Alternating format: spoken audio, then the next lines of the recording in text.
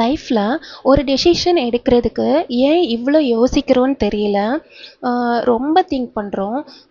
யாராவது எதுவும் சொல்லிடுவாங்களா, இல்லை இந்த நம்ம இறங்க போகிற டெசிஷன் வந்து மைனஸாக இருந்தால் என்ன பண்ணுறது, இந்த மாதிரிலாம் ரொம்ப ஓவர் திங்க் பண்ணி நம்ம உள்ளேயே இறங்க மாட்டோம். அதில் என்ன இருக்குது அப்படின்னு கடைசி வரைக்கும் எக்ஸ்பீரியன்ஸே பண்ண மாட்டோம்.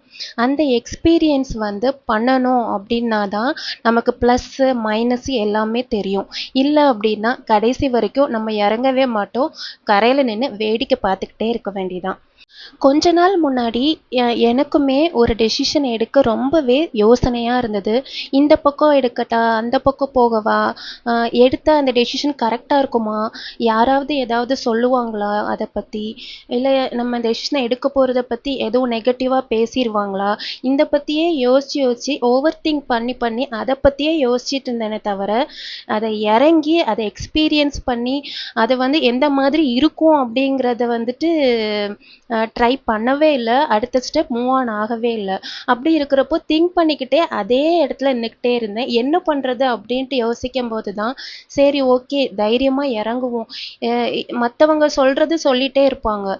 ப்ளஸ்ஸாக இருந்தாலும் சொல்லதான் போகிறாங்க, மைனஸாக இருந்தாலும் சொல்லதான் போகிறாங்க. அதை நம்ம வந்து அதை வந்து நெக்லெக்ட் பண்ணிடணும். அது வந்து ரொம்ப யோசிக்கவே கூடாது. அதை பற்றி நம்ம வந்து கரெக்டாக இருக்குமா, நம்ம போகிற வே வந்து கரெக்டாக இருக்கா அப்படிங்கிறத மட்டும்தான் நம்ம யோசிக்கணுமே தவிர ரொம்ப ஓவர் திங்கிங்காக பேசுகிறவங்கள பற்றி தேவையில்லாமல் பேசுகிறவங்கள பற்றி யோசிக்கவே கூடாது.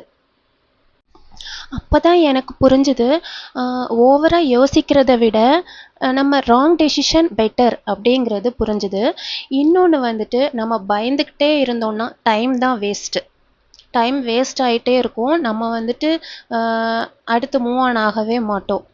ஸோ நான் என்ன சொல்ல வரேன் அப்படின்னா, நம்ம எடுக்கிற டெசிஷன் வந்து பெர்ஃபெக்டாக இருக்கணும்ன்ட்டு யோசிக்காதீங்க.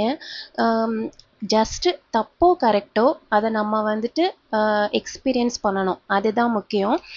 உங்களுக்கு இந்த வீடியோ பிடிச்சிருந்துச்சுன்னா லைக் பண்ணி சப்ஸ்கிரைப் பண்ணி சப்போர்ட் பண்ணுங்கள். இதே மாதிரி வீடியோ நெக்ஸ்ட் வேணும்னா நான் அடுத்த வீடியோ உங்களுக்காக ஷேர் பண்ணுறேன். ஸ்டே வாட்சிங். தேங்க்ஸ் ஃபார் வாட்சிங். பபாய்.